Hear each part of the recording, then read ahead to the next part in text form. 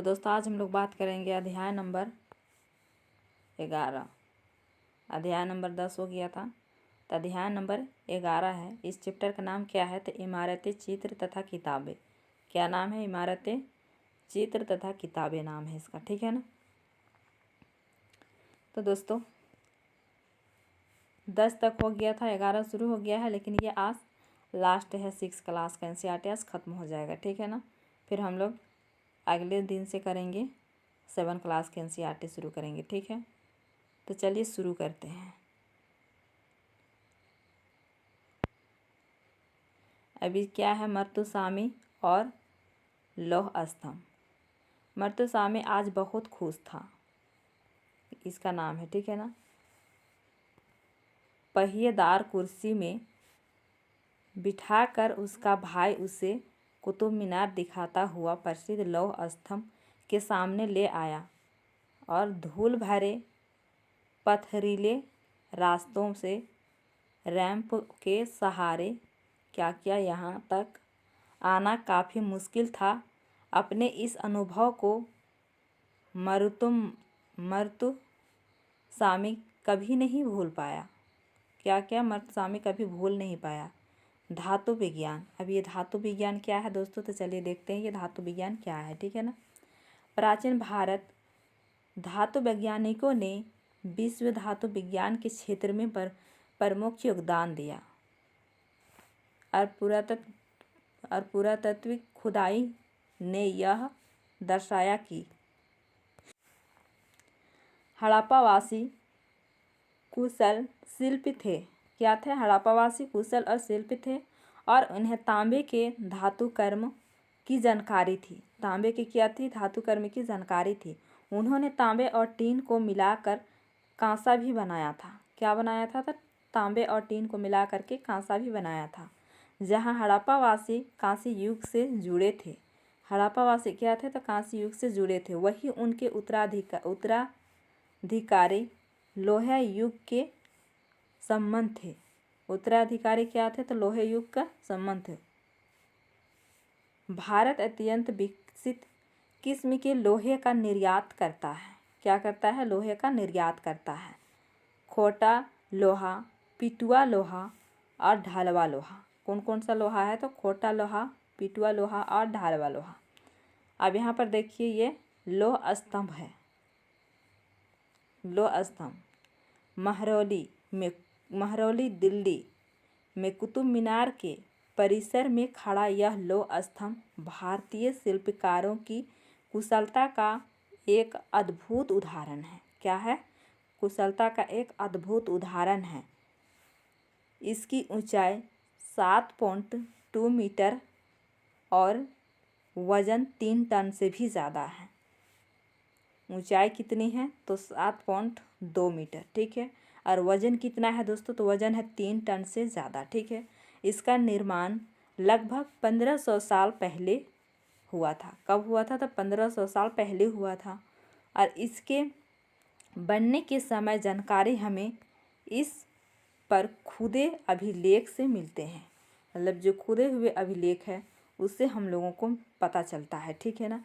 और चंद्र नाम के एक शासक का जिक्र है।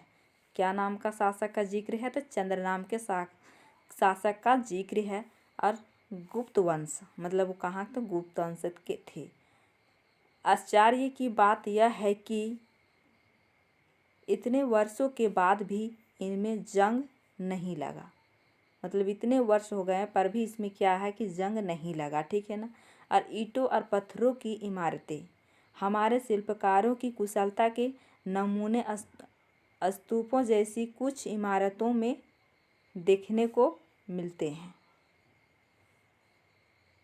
स्तूप का शाब्दिक अर्थ टीला होता है। स्तूप का शाब्दिक अर्थ क्या होता है? तो टीला होता है। हालांकि स्तूप विभिन्न आकार के होते हैं, विभिन्न आकार के थे।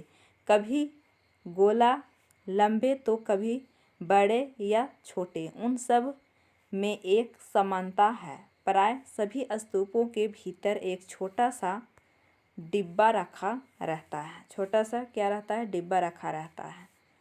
डिब्बों में बुद्ध या उनके अनुयायियों के शरीर के अवशेष जैसे दांत हो गया, हड्डी रखा या उनके द्वारा प्रयुक्त कोई चीज़ या कोई कीमती पत्थर अथवा सिक्के रखे रहते हैं। इसे धातु मंजूषा कहते हैं। क्या कहते हैं? धातु मंजूषा कहते हैं। अब प्रारंभिक स्तूप धातु मंजूषा के ऊपर रखा मिट्टी का टीला होता है। क्या होता है? मिट्टी का टीला होता है। और बाद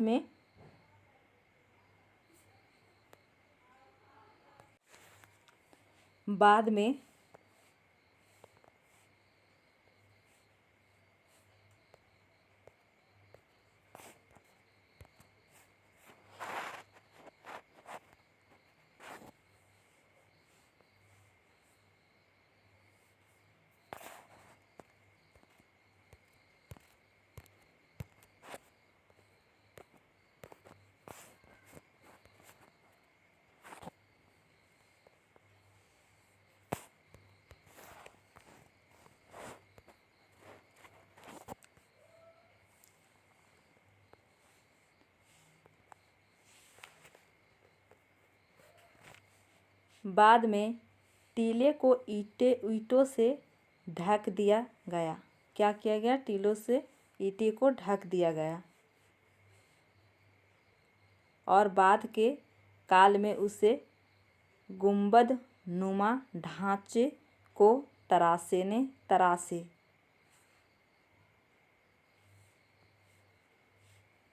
हुए पत्थरों से ढक दिया गया।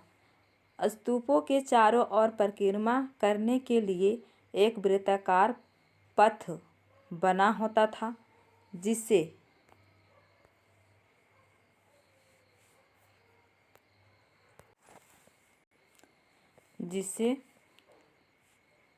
प्रतीक्षा पथ कहते हैं। इस रास्ते को रेलिंग से घेर दिया जाता था। क्या किया जाता था? रेलिंग से घेर दिया जाता था, जिसे वेदिका कहते थे। वेदिका में प्रवेश द्वार बने होते थे। क्या होते थे? वेदिका में प्रवेश द्वार बने होते थे और रेलिंग तथा तोरण प्राय मूर्तिकला की सुंदर कलाकृतियों से सजे होते थे। क्या होते थे? मूर्तिकला की सुंदर कलाकृतियों से सजे होते थे।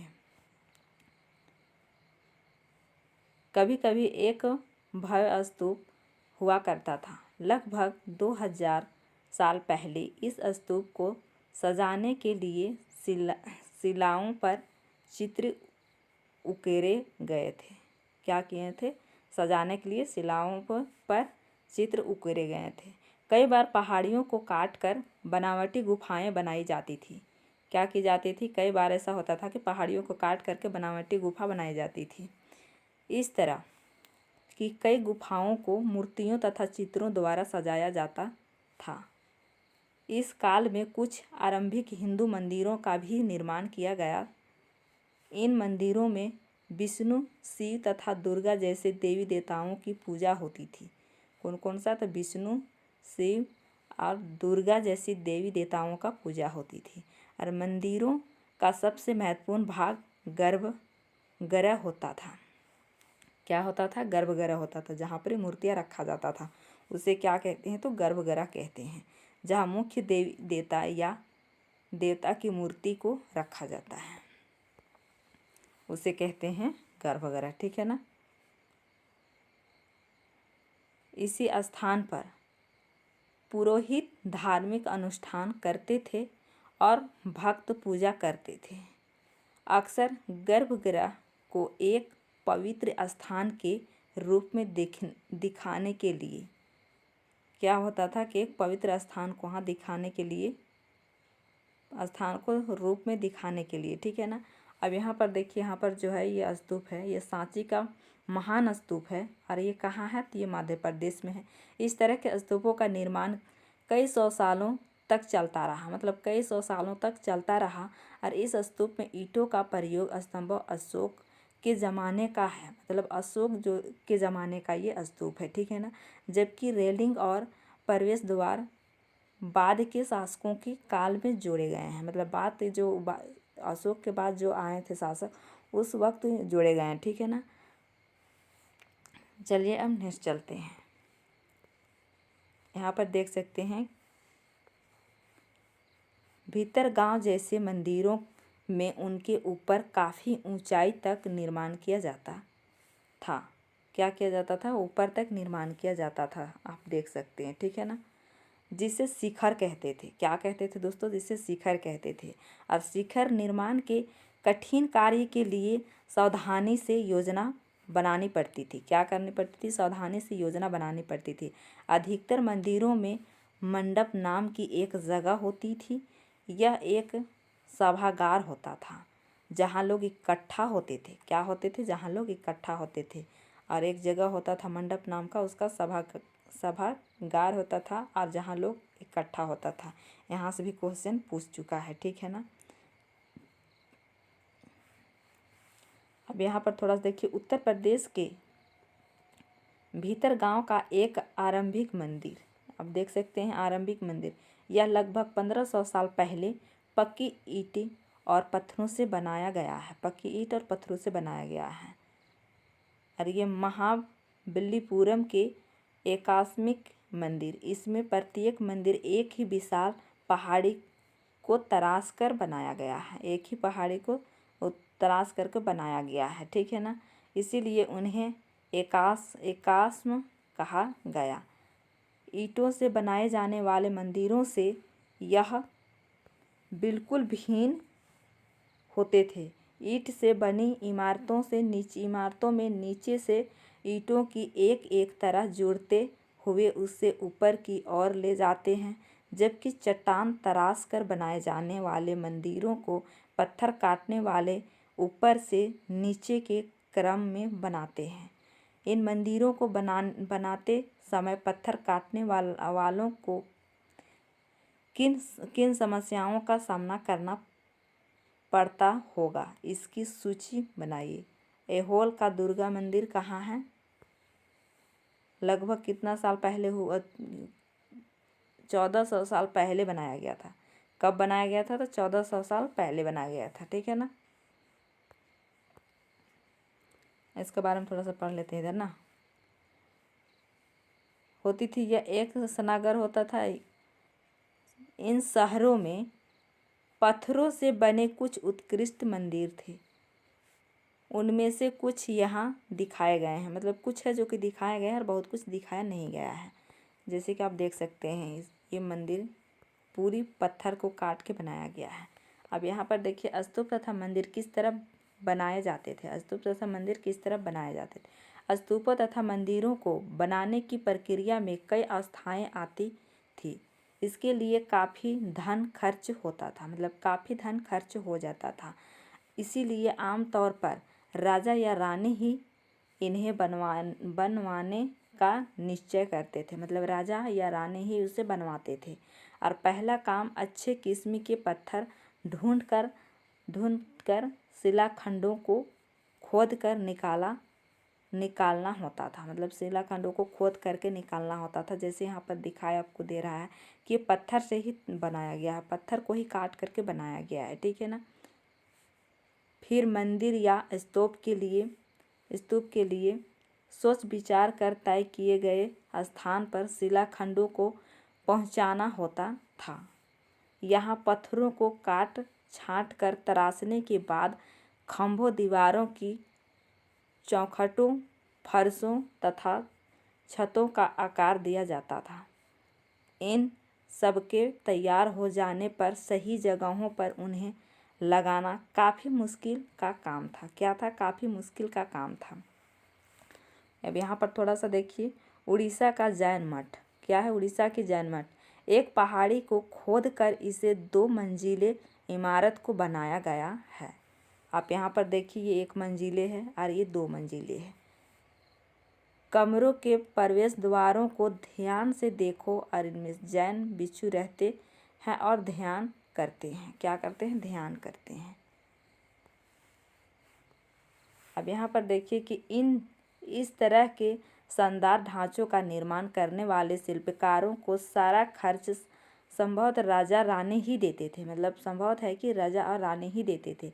इसके अतिरिक्त इन स्तूपों या मंदिरों के आने वाले भक्त जो उपहार अपने साथ लाते थे उससे इमारत की सजावट की जाती थी, मतलब उपहार जो लाते थे उससे इमारत को सजावट की जाती थी।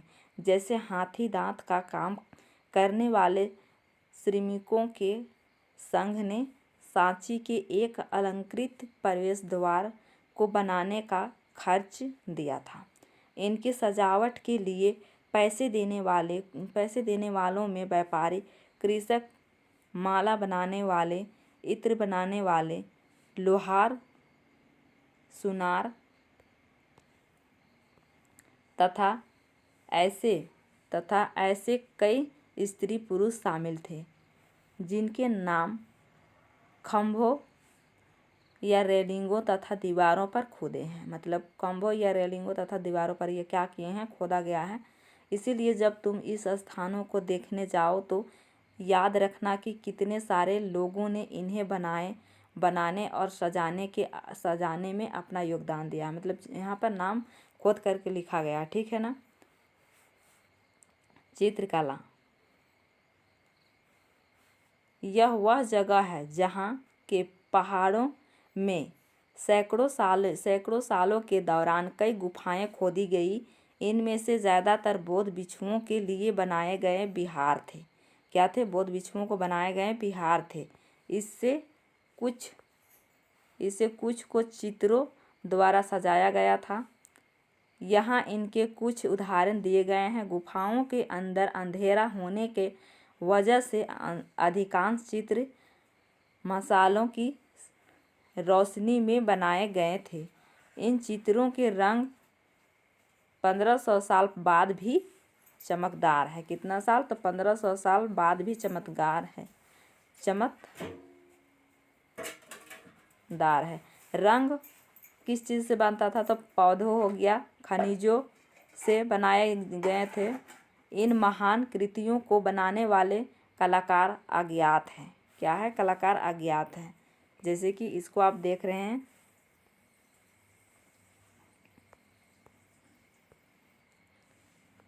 पुस्तकों की दुनिया। इस युग में कई प्रसिद्ध महाकाव्य की रचना की गई। कई प्रसिद्ध महाकाव्य थी, उसे रचना की गई और उत्कृष्ट रचनाओं में स्त्री पुरुष की वीरगाथाएं तथा देवताओं से जुड़ी कथाएं हैं।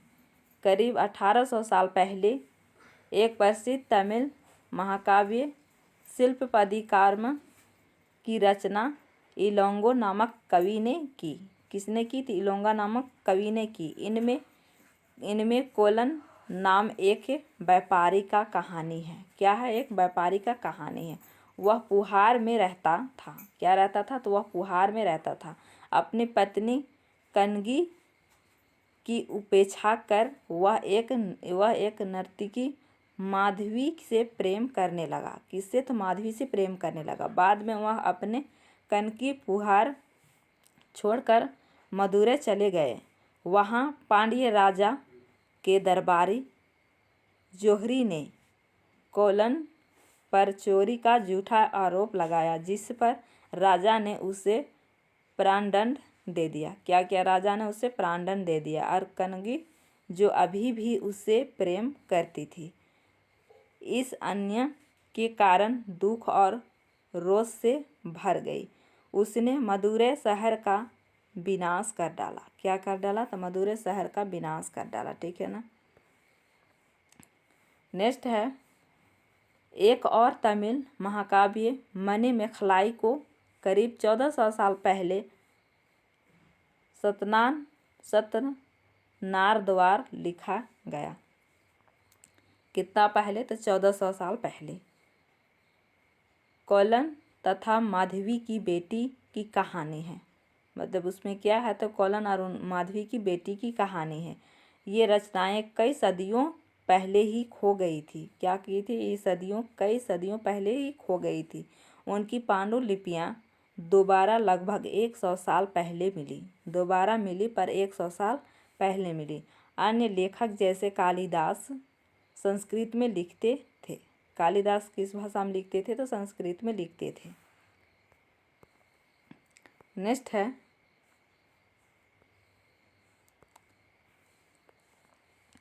पुरानी कहानियों का संकलन तथा संरक्षण।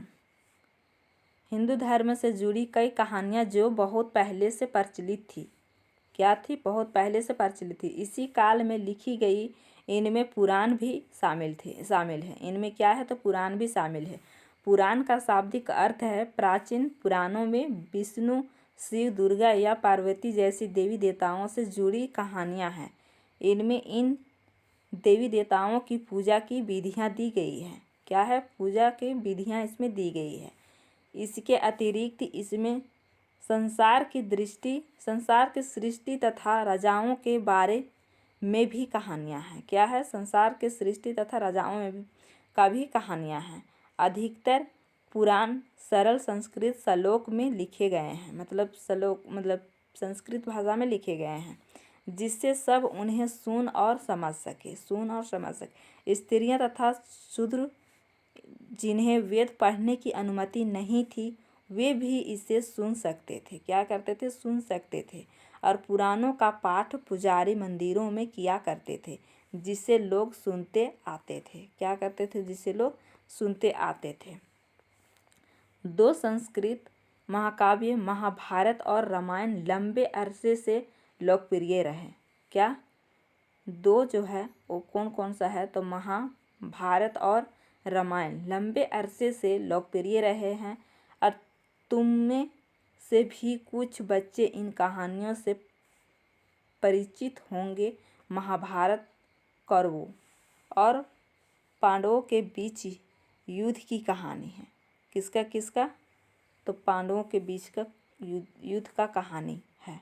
इस युद्ध का उद्देश्य पूर्व वंश की राजधानी हस्तिनापुर की गद्दी प्राप्त करना था। मतलब इस युद्ध में यह हस्तिनापुर की गद्दी को प्राप्त करना था। यह कहानी तो बहुत ही पुरानी है, पर आज इसे हम जिस रूप में जानते हैं वह करीब 1500 साल पहले लिखी गई माना जाता है। कि पुराणों और महाभारत दोनों को ही व्यास नाम के ऋषि ने संकलित किया था। महाभारत में ही भगवत गीता भी है, जिसके बारे में नेक्स्ट है। रामायण की कथा कौशल के राजकुमार राम के बारे में है। उनके पिता ने उन्हें वनवास दे दिया था। क्या किया था? तो वनवास दे दिया था। वन में उनकी पत्नी सीता का लंका के राजा रावण ने अपहरण कर लिया था। सीता को वापस पाने के लिए राम को लड़ाई लड़नी पड़ी। क्या करनी पड़ी? वापस पाने के लिए तो राम को सीता को वापस पाने के लिए उसे लड़ाई करनी पड़ी। वे विजय होकर कौशल की राजधानी अयोध्या लौटे। मतलब विजय होने के बाद वो कहाँ लौटे? तो अयोध्या लौटे। महाभारत की तरह ही रामायण भी एक प्राचीन कहानी है, जिसे बाद में लिखित रूप दिया गया। संस्कृत रामायण के लेखक वाल्मीकि माने जाते हैं। नेक्स्ट है आम लोगों द्वारा कही जाने वाली कहानियाँ। आम लोग भी कहानियाँ कहते थे। क्या कहते थे? कि आम लोग भी थे, वो लोग भी कहानियाँ कहते थे और कविताओं और गीतों की रचना करते थे। क्या करते थे? कहानियाँ और गीतों को भी रचना करते थे। गाने गाते थे, नाचते थे और नाटकों को खेलते थे। इसमें से कुछ तो इस समय के आसपास जातक और पंचतंत्र की कहानियों के रूप में लिखकर सुरक्षित कर लिए गए। और जातक कथाएं तो अक्सर स्तूपों को रेलिंगों तथा जनता के चित्रों में दर्शाई जाती थी। क्या की जाती थी? दर्शाई जाती। इनमें से एक कहानी अगले पृष्ठ पर दी गई है।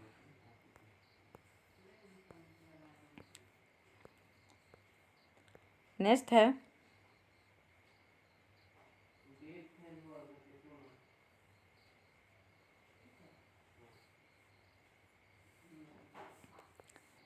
क्या है दोस्तों? कि विज्ञापन की पुस्तकें। इसी समय गणितीय तथा खगोलीय शास्त्री आर्यभट्ट ने संस्कृत में आर्यभट्टियम नामक पुस्तक लिखी। क्या पुस्तक लिखी? आर्यभट्टियम नामक पुस्तक लिखी। और इसमें उन्होंने लिखा कि दिन और रात पृथ्वी के अपनी धुरी पर चक्कर काटने की वजह से होते हैं, जबकि लगता है कि रोज़ सूर्य निकलता है और डूबता है।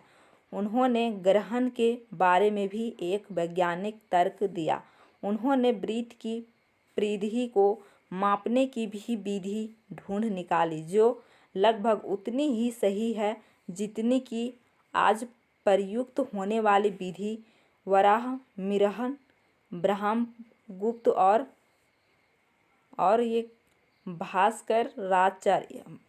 कुछ अन्य गणितीय और खगोलीयवेत्ता थे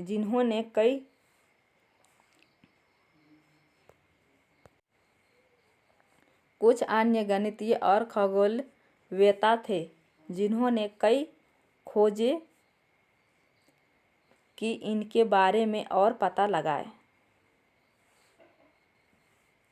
शून्य अंकों का प्रयोग पहले से होता रहा था, पर अब भारत के गणितज्ञों ने शून्य के लिए एक नए चिन्ह का आविष्कार किया और गिनती की यह पद्धति अरबों द्वारा अपनाई गई और तब यूरोप में भी फैल गई।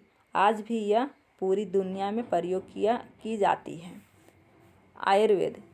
आयुर्वेद चिकित्सा विज्ञान की एक विख्यात पद्धति है जो प्राचीन भारत में विकसित हुई।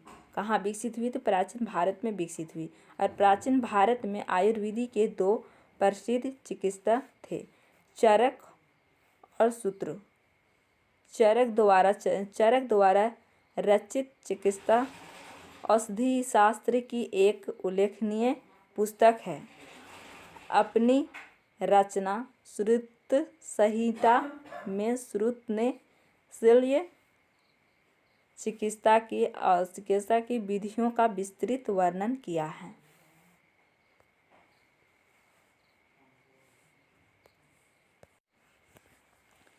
अन्यत्र कागज़ आज हमारे रोज़मर्रा की ज़िंदगी का हिस्सा बन गया है। क्या है? कागज़ हमारे रोज़मर्रा का ज़िंदगी का एक हिस्सा बन गया है।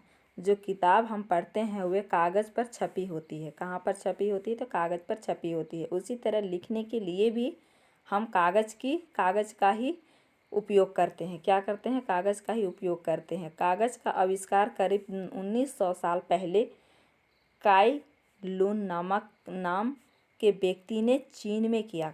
कौन सा व्यक्ति ने? तो काई लुन नाम के व्यक्ति ने क्या किया? चीन पर किया। ठीक है ना। पौधों के रेशों, कपड़ों और रेशों और पेड़ की छालों के पीट कर लुगदी बनाकर उसे पानी में भिगो दिया। क्या किया? पानी में भिगो दिया। फिर उस लुगदी को दबाकर उसका पानी निचोड़ा, मतलब दबाकर उस पानी को निकाल दिया और तब उसे सुखाकर भी कागज़ बनाया। और आज भी हाथ से कागज़ बनाने के लिए इसी विधि को अपनाया जाता है। इसी विधि को क्या किया जाता है? अपनाया जाता है। कागज़ बनाने की तकनीक को सदियों तक गुप्त रखा गया। करीब 1400 साल पहले यह कोरिया तक पहुंची। मतलब पहले चीन में ही था, उसका बाद फिर 1400 साल पहले ये कहाँ पहुंची? तो कोरिया में पहुंची। ठीक है ना। आगे देखते हैं आगे क्या है। इसके तुरंत बाद ही यह जापान तक फैल गई। इसके तुरंत बाद ही कहाँ फैल गई? तो जापान में फैल गई। करीब 1800 साल पहले यह बगदाद पहुंच गई। मतलब 1800 साल पहले ये बगदाद पहुंच गई। फिर बगदाद से यह यूरोप, अफ्रीका, एशिया के अन्य भागों में फैली। और इस उपमहाद्वीप में भी कागज़ की जानकारी बगदाद से ही आई है। कहाँ से आई? तो बगदाद से ही आई है। ठीक है ना। अब यहाँ पर थोड़ा सा इस चीज़ को देखिए। स्तूप का निर्माण शुरुआत कब हुआ? तो 2300 साल पहले। अमरावती 2000 साल पहले। कालिदास 1600 साल पहले। लौह स्तंभ भीतर गांव का मंदिर, अजंता की चित्रकारी आर्यभट्टीय 1500 साल पहले और दुर्गा मंदिर 1400 साल पहले। तो दोस्तों आज का वीडियो में इतना ही। अगर वीडियो अच्छा लगा हो तो लाइक शेयर और कमेंट करके ज़रूर बताइएगा। जो चैनल को सब्सक्राइब नहीं किया है चैनल को सब्सक्राइब कर दीजिएगा।